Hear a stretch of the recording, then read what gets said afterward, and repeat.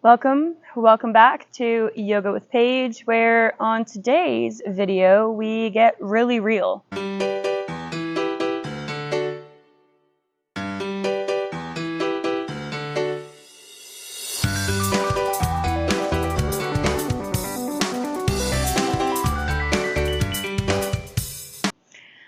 So, as this channel name suggests, I do teach yoga. I do consider myself a yoga instructor, a guide of your personal practice, whatever you kind of want to term me as.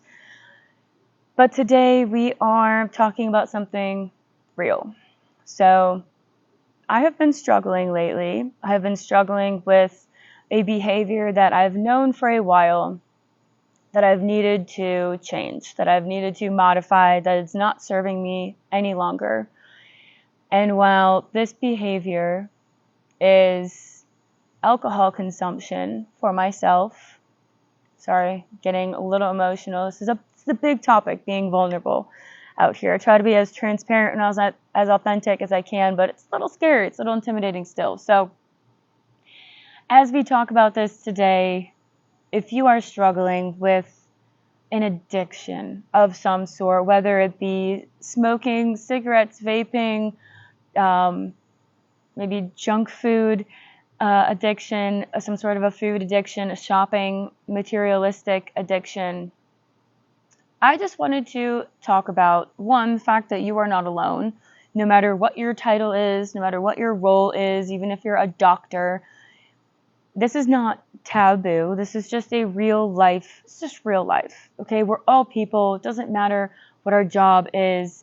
And I know it's probably, oh my gosh, that I'm a yoga teacher and I obviously drink alcohol, and I have been lately kind of drinking to excess. But this is a part of our yoga practice where we can find these behaviors and these things that are no longer serving us as we dive deeper within and get to know ourselves more, and we observe our behaviors, which ones are no longer serving us. And then from there, from the acceptance standpoint, is where we can consciously make a powerful change. Just know that this truly is coming from a place of true authenticity.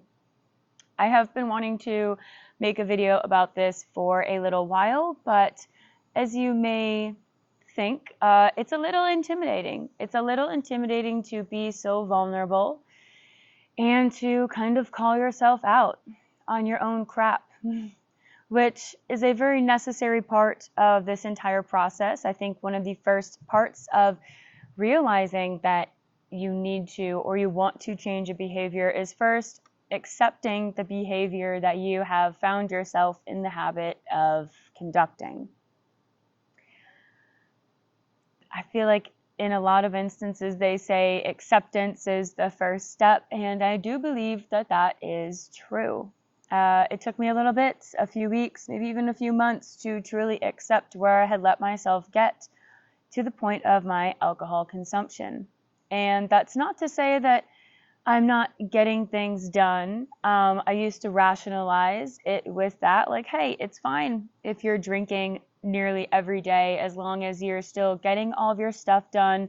You are still a good, employee, your work ethic, your home life, whatever is not struggling, like you're still getting your responsibilities done, keeping the house clean, doing your work, being there for your relationships. But truthfully, it was only a rationalization. Sure, you can still be getting your things done on the kind of basic level, maybe even autopilot, but are you really giving your 100% all? Especially on days when you might be feeling a little bit hungover because of the amount of alcohol that you had consumed the night before? No, even if you are still showing up to work on time or early and putting in your 100% effort, it's probably not the same as if you were not hungover. But I'm kind of getting on a little ramble on my own musings because this video is not to be just about alcohol consumption. This can go for any kind of addiction in a way of like food. If we're struggling with overindulging in our food or not eating the proper nutrition for ourselves, or if we're having trouble quitting smoking or vaping or buying massive amounts of clothes or shoes. We can have a shopping addiction as well, like a consumer materialism kind of addiction to buying things. So this can really go for all of that.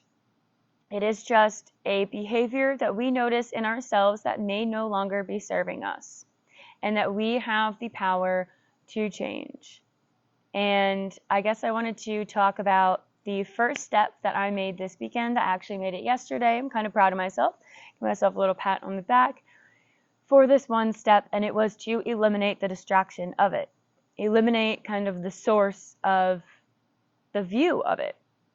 So I will show you a little clip. We have a nice bar that we made. It was a nice table, and it held all of our glasses and things on the second and bottom rack, and then the top was, displaying all of our different kinds of alcohols. And it was really, really cool for a little bit, as we've been kind of nesting and making our life together. We've been adding some of these, I made him get rid of the pool table, the dartboard, those bachelor things, and we've been kind of nesting, making little bookshelves instead. And the bar was a really nice, fun addition for some family parties and things like that. But we've been realizing, more so myself, that it is a temptation to drink more alcohol than I normally would if it wasn't there, if it wasn't blatantly in my face all the time. So this bar was positioned right in between our kitchen and our living room. There's a nice walk space. We have a very open floor plan. So right as you come in through the garage door, it was to your right. So you'd pass it every time you went to the kitchen. You'd pass it every time you came in the house. You would pass it every time you went from the kitchen to the living room or anywhere else. So you were constantly, your brain was constantly picking up those visual cues of just seeing alcohol. Even if it was 10 in the morning, you would see it. Even if you're not thinking actively, consciously, hey, a drink sounds nice, or I'll have a drink later, you are already cueing your brain to be seeing alcohol. And the more you see it, the more you are literally training your brain. You train your brain to think a certain way. You train your brain to conduct yourself in a certain way, whether that be thoughts, habits, actions, anything like that.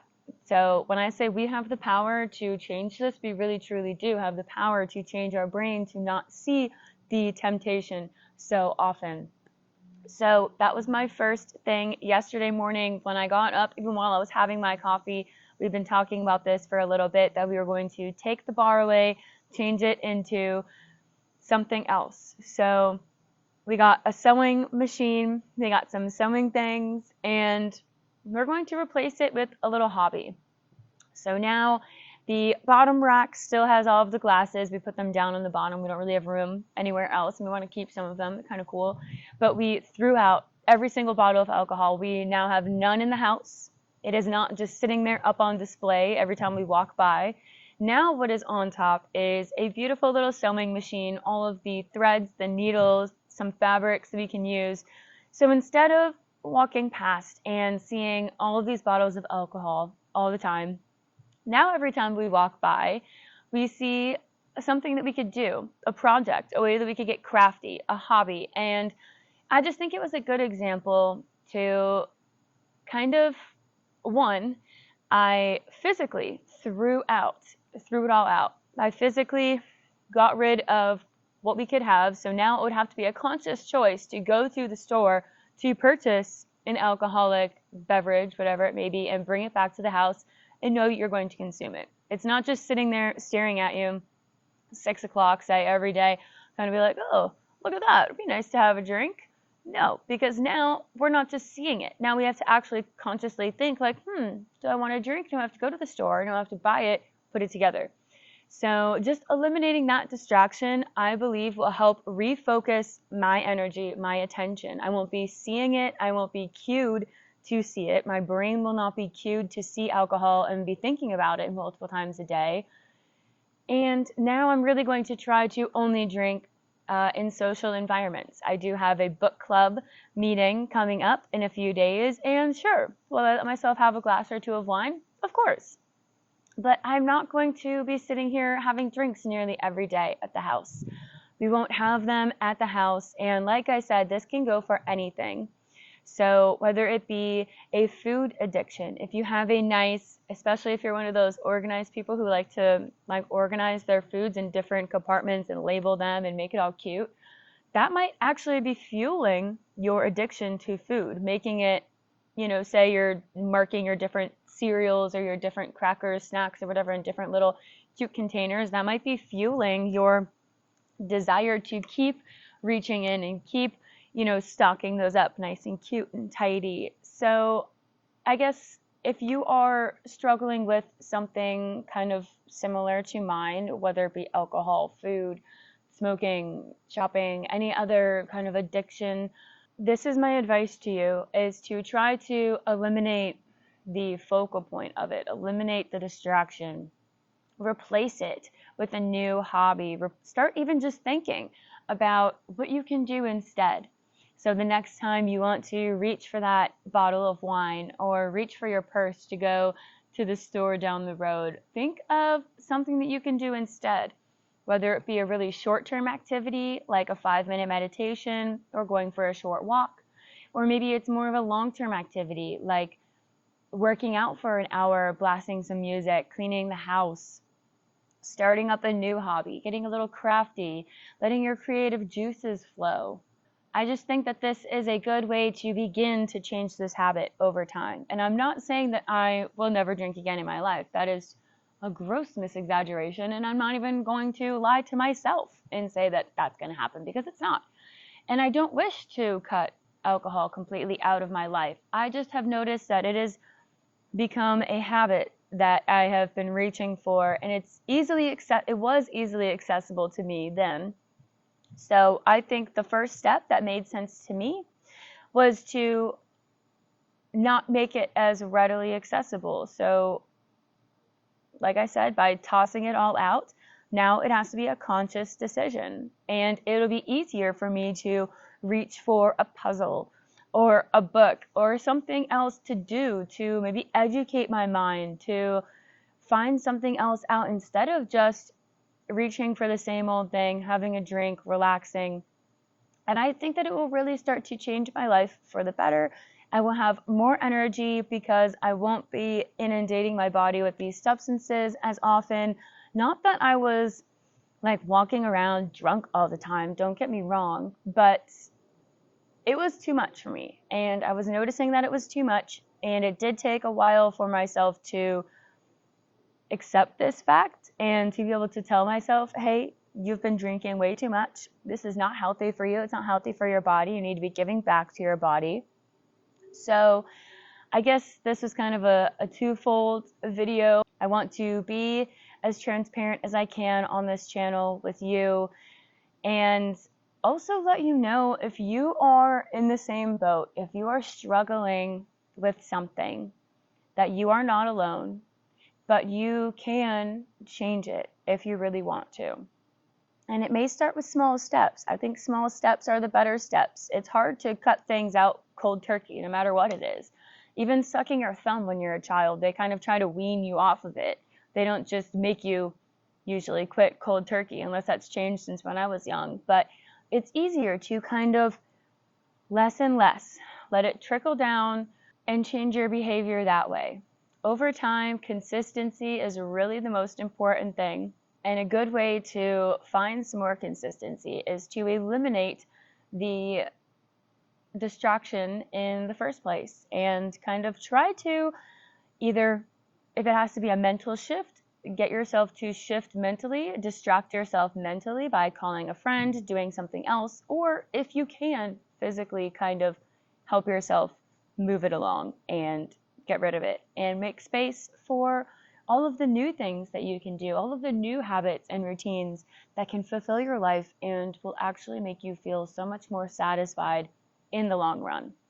If we can get some natural endorphins, if we can find some true happiness through satisfying, fulfilling work and satisfying, fulfilling relationships, in the long run, we won't be chasing these temporary endorphins through substances or through purchasing things, material items, because that's not really what life is all about. It is all about really more of the simple things. So kind of coming back to the simple things and not always chasing, wanting for the next. I guess this was kind of a little bit of a ramble, but I would love to know if you have been experiencing any of this lately, or if you have a personal story that you've kind of gone through this already, and if this was a necessary step for you. Because for a while, I didn't really know how to begin. I knew that I needed to begin, and I needed to stop drinking as much, but I didn't really know where to start. And I kind of let myself keep going until I felt fully ready. Until yesterday, I just woke up and I was so ready. I was ready to just clear off the bar. I didn't want to see it anymore. And I knew for myself that that was a change that needed to happen. I needed to allow it to happen naturally and organically, because sometimes if you force things before you're kind of ready for them, you might retaliate in your own mind and resist. So I think that resistance is a little bit gone, and I'm really ready to open up this next chapter, with more hydration, more nutritional foods, more activity, and less alcohol. So I guess I hope you found this helpful or motivating, or just you're not alone. We all struggle with things. I'm not here to say that I practice yoga 10 hours a day and I'm this master yogi, I never get stressed and I never consume way too much alcohol, because that's just not who I am. Especially if you know me in real life, you know. And I will never try to lie to you, but I will try to give myself enough time to process some things before coming on here and letting you kind of know where I was at, even though this was a little ramble. We will be revisiting kind of this idea, I think, in the future. So I wanted to give you a little bit of a generalization on where my head has been at and kind of where I personally am headed, especially if it can help you feel more included and you are not alone if you're struggling with anything of this sort. So thank you for tuning in. Please leave me any suggestions below on maybe what worked for you when you were overcoming a different directional habit like this, kind of shifting from one phase of your life to another, one mindset to another. All tips are greatly appreciated as I embark on this journey, and I would love for you to embark on it as well. Maybe we can both kind of limit our consumption together and help kind of keep each other more accountable.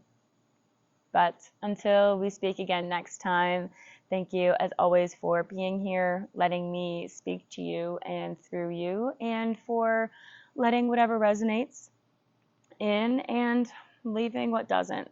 So I will see you again very, very shortly. Have a great day.